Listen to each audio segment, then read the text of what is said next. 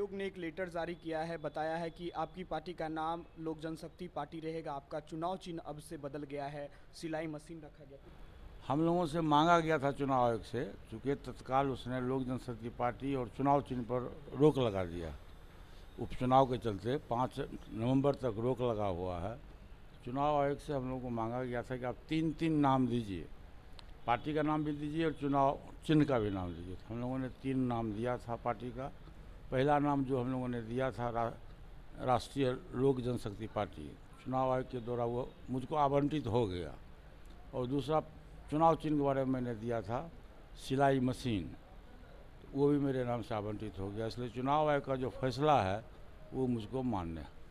तो केंद्रीय मंत्री हैं पशुपति पारस, अभी हमसे बात किए चुनाव आयोग के लेटर के बारे में भी, और इन्होंने मोहर लगा दी। हालांकि मीडिया में तमाम तरीके के खबर भी चल रहे थे, उन सारे खबरों का इन्होंने खंडन किया है। साथ ही पहली पुण्यतिथि पर क्या कुछ तैयारी रहेगी, इन्होंने स्पष्ट किया कि बिहार के मुख्यमंत्री सहित सत्ता पक्ष और विपक्ष के तमाम जो नेता हैं यहां पहुंचेंगे। लोजपा के संस्थापक रामविलास पासवान के निधन के बाद लोजपा 2 गुटों में गया।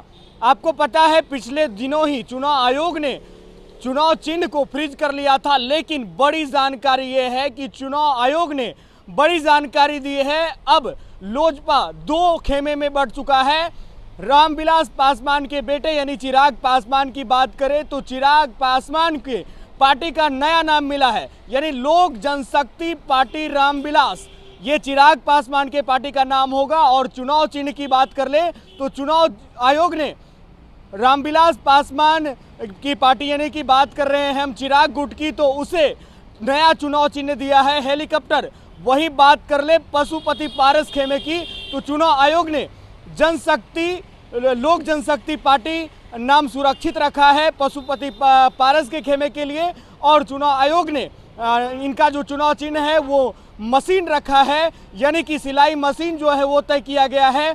पशुपति पारस खेमे की जो पार्टी रहेगी उसका चुनाव चिन्ह अब बंगले की जगह अब सिलाई मशीन होगा। तो वही बात कर ले चिराग पासवान की, तो चिराग पासवान की पार्टी का नाम लोक जनशक्ति पार्टी रामविलास होगा। चुनाव आयोग ने बड़ी जानकारी दी है और उनका चुनाव चिन्ह हेलीकॉप्टर होने जा रहा है। चुनाव आयोग ने बड़ी जानकारी दी है। आपको बता दें पिछले दिनों ही चुनाव आयोग के पास दोनों पक्ष रखा था उपचुनाव को लेकर। तारापुर और कुशेश्वर स्थान में लोजपा के चिराग खेमे के द्वारा उपचुनाव लड़ने की तैयारी की जा रही थी, जिसके बाद पशुपति पारस के द्वारा चुनाव आयोग को एक लेटर लिखा गया था और कहा गया था कि चुनाव आयोग जो है लोजपा के नाम पर विचार करे और लोजपा का जो चुनाव चिन्ह है उस पर विचार करे। जिसके बाद चुनाव आयोग ने इस मामले को सुनवाई की है और बड़ा फैसला लिया है। रामविलास पासवान की बनाई पार्टी लोजपा अब 2 खेमे में बट गई है। लोजपा चिराग गुट की बात जो है, चिराग गुट को नया नाम मिल गया है, यानी कि लोक जनशक्ति पार्टी रामविलास अब चिराग पासवान की पार्टी का नाम होगा और उनका चुनाव चिन्ह हेलीकॉप्टर होगा। तो पशुपति पारस जो केंद्रीय मंत्री हैं उनकी पार्टी का नाम लोक जनशक्ति पार्टी होगा और उनका चुनाव चिन्ह सिलाई मशीन होगा। तो आपको स्पष्ट जानकारी दे रहे हैं, महज कुछ मिनट पहले ही चुनाव आयोग ने बड़ी जानकारी दी है। और आपको बता दें तमाम जो चुनावी गतिविधि थी वो तेज थी, इस बीच चुनाव आयोग ने स्पष्ट कर दिया है अब जो है लोजपा 2 खेमे में पूरी तरीके से बढ़ते हुए नजर आ रहा है। आप सभी को जानकारी है लोजपा के संस्थापक स्वर्गीय रामविलास पासवान की जयंती पर जो कुछ हुआ था, चिराग पासवान के द्वारा राजनीतिक सियासत भी सेधने की जो तेज थी वो की गई थी।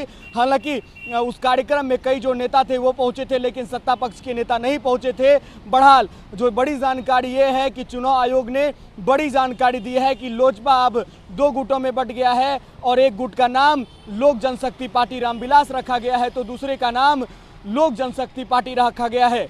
यानी कि अब लोजपा पहले की तरह नहीं रहेगी। तमाम विवादों के बीच चुनाव आयोग का ये बड़ा फैसला है और चुनाव आयोग ने इस पर लेटर जारी करते हुए स्पष्ट जानकारी दी है। तमाम अपडेट न्यूज़ बिहार आपको बताते रहेगा। देखते रहिए न्यूज़ बिहार। बहुत बहुत धन्यवाद आपका।